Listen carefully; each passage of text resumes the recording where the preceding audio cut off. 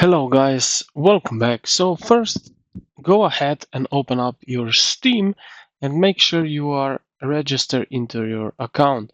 Now look at the top right of the window, hover your mouse over your profile name right here. In that little menu that pops up, you should see an options called Steam Reply down below. So click on that. This will load your Steam reply for the previous year.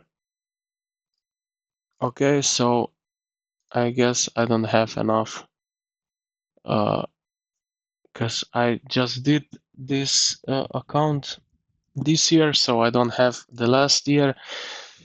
But here you can change, you can check all kind of stats, what game you played the most, how many hours you spent in each one, achievement you earned, and more.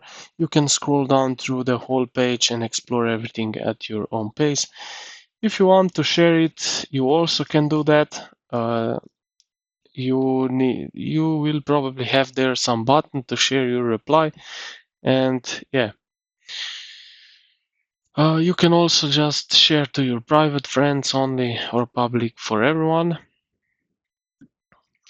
You will set up as you wish, and when you can hit share.